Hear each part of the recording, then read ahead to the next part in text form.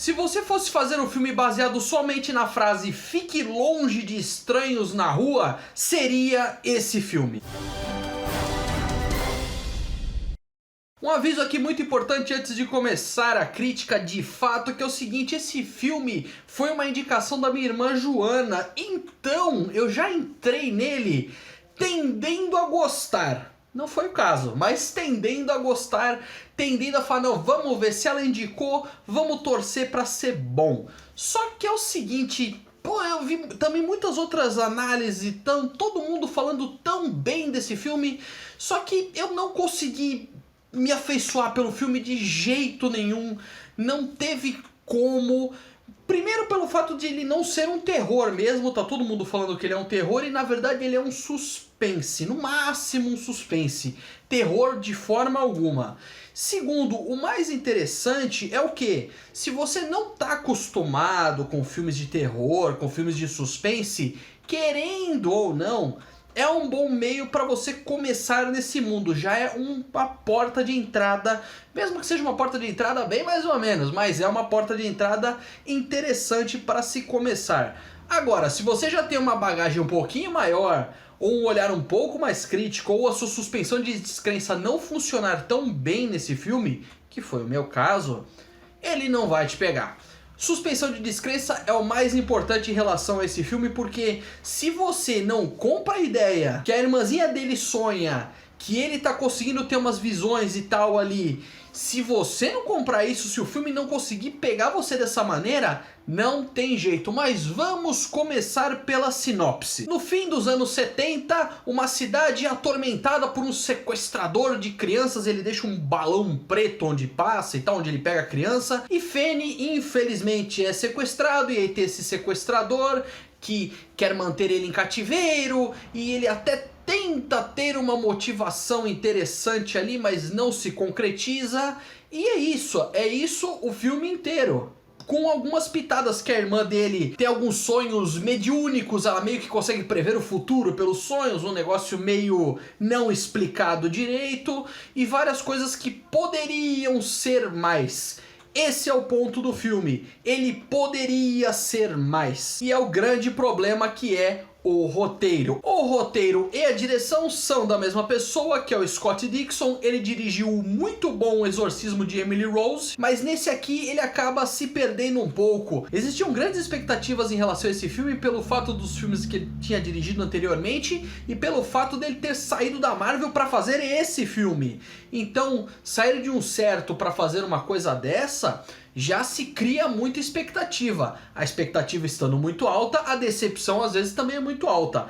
Tirando a expectativa de jogo e colocando só no contexto de história, não funciona tão legal, porque eu entendo que é importante aprofundar os personagens, é necessário você criar uma empatia pelo menino, você não gostar muito do sequestrador, você criar uma simpatia pela menina, pela irmã dele, só que isso acontece de uma forma tão estranha. O clima que eles tentam colocar na cidade de que tem um sequestrador e tal, não é tão bem feito, principalmente o começo do filme, ele é arrastado, ele é demorado, até de fato acontecer o que acontece com o garoto, demora muito tempo. Poderia ser muito mais enxugado, um caso ou outro, enxuga, explica a situação e bora pro filme mesmo, porque eu fiquei com a impressão que o filme levou uns 25 minutos para começar no mínimo. Isso em relação ao roteiro, que, é claro, poderia ser muito mais bem lapidado. Agora, em relação às atuações, eu não tenho muita coisa a falar,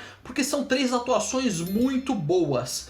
Tem todos os outros em torno, mas o que interessa mesmo é o menino, a irmã dele e o sequestrador. Começando por ele, que quem faz é o Ethan Hawke. Ele tá muito bem no filme. Tem toda uma questão das máscaras, cada máscara representa mais ou menos uma personalidade dele. Cada hora o personagem tá de um jeito estranho e diferente, porque a máscara vai mudando e fica meio que você não sabe qual é a real intenção do sequestrador. Esse é o problema. Olha que interessante. Eu acabei de dar o exemplo. Você não sabe real qual é a intenção do sequestrador, porque o roteiro não deixa isso bem claro. Você só entende que ele sequestra a criança porque ele tem uma motivaçãozinha ali meia fraca e tal, mas não é muito bem explorado. Nesse caso, não ficou legal. Tem quase 2 horas de filme e não foi muito bem aprofundado. Tem toda uma questão ali, mas é muito pouco. Então eu não quero uma história de fundo do personagem, por que ele é mau, por causa disso, disso. Não, eu só preciso de uma motivação real e verdadeira. Partindo agora pro filme, que quem faz é o Mason Thames, ele tá muito bem no filme. Boa parte do filme depende totalmente da atuação dele. Mas aí nós temos o pequeno problema do diretor e roteirista, que não sabe estabelecer alguns pontos simples, porque nesse local que ele está preso existe um telefone preto que ele consegue se comunicar com outras pessoas que já foram sequestradas. Dá pra se entender alguma coisa ali. Tem um ponto interessante que não dá pra saber se isso tá passando só na cabeça do moleque ou se de fato ele tá vendo isso. Se for só na cabeça dele, já tem um ponto ou outro de erro ali que não tem muito como saber como que ele sabia de algumas coisas que existem escondidas.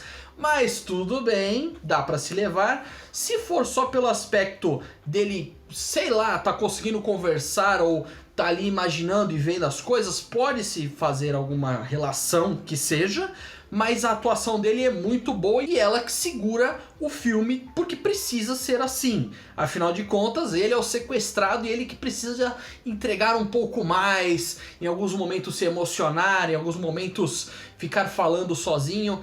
Essa questão seria bom, se ele conseguisse ficar falando sozinho no telefone, ia ser muito mais interessante para pegar um pouco mais de atuação desse menino, que é boa a atuação dele até, junto com a do Ethan Hawke. Eles fazem uma dupla sequestrado e sequestrador bem interessante, eles funcionam muito bem. Esteticamente ele é muito bem feito, claro, passando entre os anos 70 e os anos 80 ali, tem uma paleta de cores bem interessante. Em dado momento tem uma chuva que na hora tem uma criança com uma bicicleta, com uma capa amarela, lógico que você vai lembrar do It, não tem como. Ah, outro detalhe, o filme se baseia no livro do filho do Stephen King. O Stephen King escreveu It, então tem algumas homenagens, o balão, uma coisinha ali, tem, sabe, ele é um monstro que tenta manipular as crianças e tal. Tem essas relações mínimas com o It. Essa é a recomendação que eu faço, assista o It, que é bem melhor do que esse. Por quê? Porque no roteiro do It, o roteiro é mais bem lapidado. Esse precisaria de pelo menos mais um ano e meio de trabalho no roteiro para ele ficar bem melhor. O Telefone Preto. E você, tem mais alguma indicação de filme? O que você achou do Telefone Preto? Deixa aqui nos comentários. Obrigado por ter assistido. Não se esqueça de se inscrever no canal. Tchau, tchau e até a próxima.